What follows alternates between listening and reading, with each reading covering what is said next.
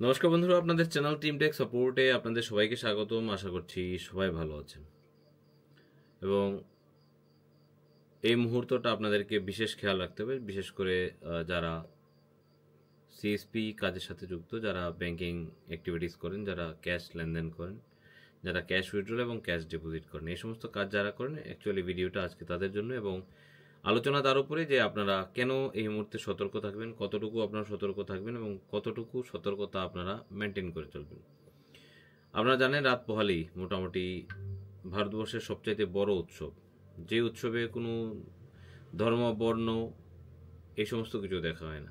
স্বাভাবিকভাবে আমরা বিভিন্ন উৎসব পালন করি, বিভিন্ন ধর্মপ্রাণ মানুষরা, হিন্দুরা হিন্দুদের মধ্যে, মুসলমানরা মুসলমানদের মধ্যে, খ্রিস্টানরা খ্রিস্টানদের মধ্যে বিভিন্ন ধরনের উৎসব আমরা সারা বছর ভারতবর্ষে পালন করি। কিন্তু প্রতি 5 বছর পর পর আমাদের দেশে এরকম একটা উৎসব আসে যে উৎসবের উদ্দীপনা সবার মধ্যে থাকে।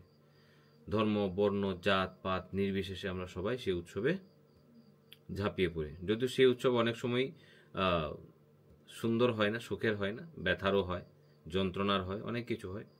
তারপরও সেটা সারা ভারতবাসীর জন্য প্রতি 5 বছর পর পর একটা বিশাল উৎসবের বিষয়। সেটা হচ্ছে ভারতবর্ষের লোকসভা ইলেকশন। রাত পোহালেই ভারতের লোকসভা ইলেকশন এবং আদর্শ আচরণবিধি চালু হয়েছে 16 মার্চ থেকে।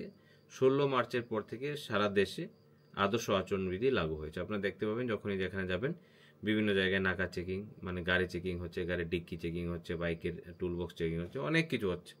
অলরেডি শুরু হয়ে গেছে। আমি আজকে আমার সিটিতে গেছিলাম, আমি বিভিন্ন জায়গায় দেখেছি হতে। যদিও খুব বেশি এখনও প্রচণ্ড নয়, তবে ধীরে ধীরে তা প্রচণ্ড হওয়া শুরু কিন্তু হয়ে গেছে। তবে আপনারা জিজ্ঞাসা করতে পারেন, তাহলে আপনি কেন ভিডিও বানিয়েছেন, তাতে আমাদের কি হতে পারে?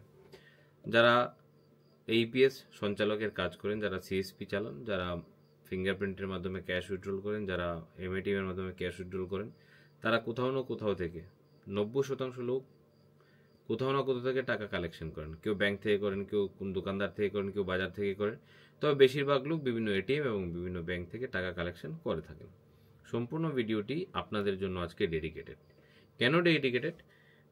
আদর্শ আচরণবিধি অনুসারে একটা লিমিটেশন দেওয়া হয়েছে যে একজন মানুষ ম্যাক্সিমাম কত টাকা সঙ্গে নিয়ে ঘোরাঘুরি করতে পারে এবং কত টাকার বেশি নিয়ে ঘোরাঘুরি করতে পারে না। যদি করে তাহলে কি হতে পারে, এটাই হচ্ছে আলোচ্য বিষয়। আপনারা অনেকেই ক্যাশ টাকা নিয়ে ঘোরাঘুরি করেন, ঘোরাঘুরি না, এক্স্যাক্টলি আপনি ক্যাশ টাকা কালেকশন করতে যান, অথবা আপনি সিএমএস এর জন্য ক্যাশ টাকা বিভিন্ন সিডিএম মেশিন এবং বিভিন্ন এটিএমে জমা করেন। সেই ক্ষেত্রে অনেকেরই হয় যে বাড়ি থেকে অনেকটাই দূর, 10 কিলোমিটার 15 কিলোমিটার দূরেও গিয়ে টাকা জমা করেন। সেই ক্ষেত্রে যে সমস্ত পুলিশরা আপনাকে চেকিং করতে পারে, হয়তো তাৎক্ষণিক রূপে সে আপনার পরিচিতি নাই হতে পারে। এর জন্য আপনাকে যেটা করতে হবে, অ্যাজ এ সিএসপি বা অ্যাজ এ ব্যাংক বিসি, আপনাকে আপনার পরিচয়পত্র সঙ্গে রাখতে হবে।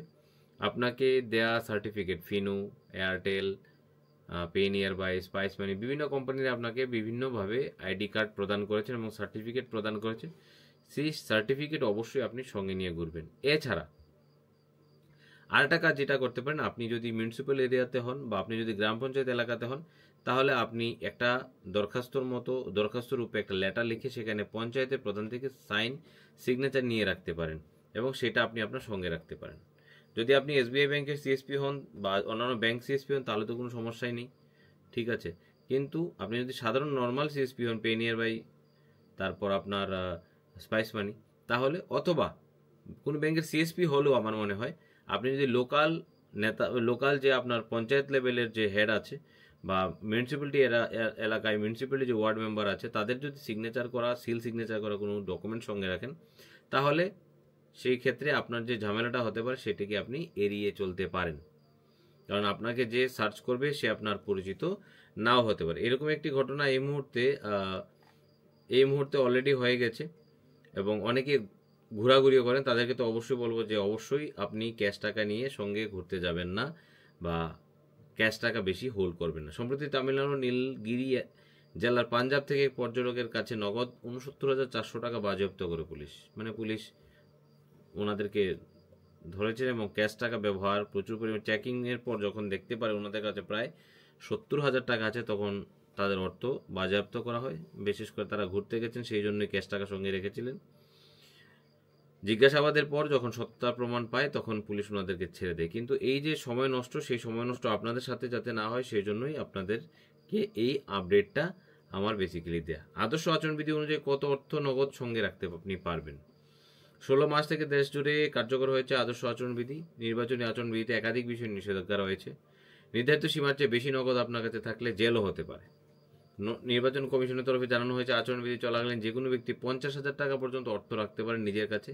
যদি 50,000 টাকার বেশি নগদ থাকে তাহলে সরকারি দায়িত্বপ্রাপ্ত আধিকারিকরা জিজ্ঞাসাবাদ করতে পারেন। নির্বাচন কমিশন জানাচ্ছে, নির্বাচনের সময় যদি বিয়ের মৌসুম চলে তো 50,000 টাকা বেশি নগদ রাখা যায়, তবে সেক্ষেত্রে বিশেষ কিছু শর্ত রয়েছে।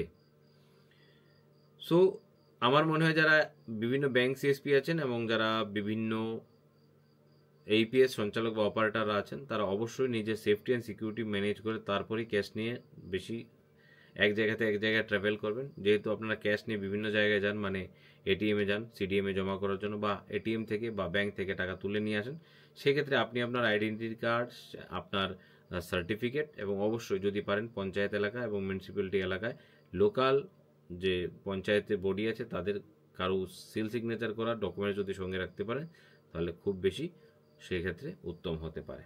বাকি যারা ঘুরতে গেছেন তাদের জন্য আলোচনা আলাদা, তারা যেভাবে খুশি চিন্তাভাবনা করে সেটাকে ম্যানেজ করতে পারবেন। কিন্তু ব্যাংক সিএসপিদেরকে আমি অ্যাডভান্স বলছি এই জন্য, কারণ আমরা আমাদেরই প্রথম সেফটি আমাদেরকে দেখতে হবে।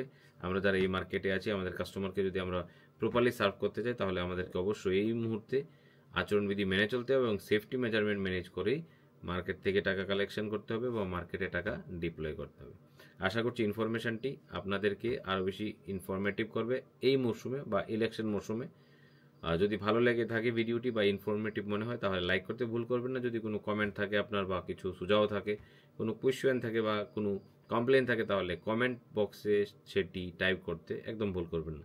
এরকম ভিডিওগুলো সবসময় পাওয়ার জন্য আমাদের চ্যানেলে যুক্ত থাকার জন্য চ্যানেলটি সাবস্ক্রাইব করে নেবেন এবং পাশে দেওয়া বেল আইকনটি প্রেস করে নেবেন সমস্ত ভিডিও সবার আগে দেখার জন্য। ভিডিওটি না টেনে শেষ পর্যন্ত দেখার জন্য আপনাকে অসংখ্য ধন্যবাদ।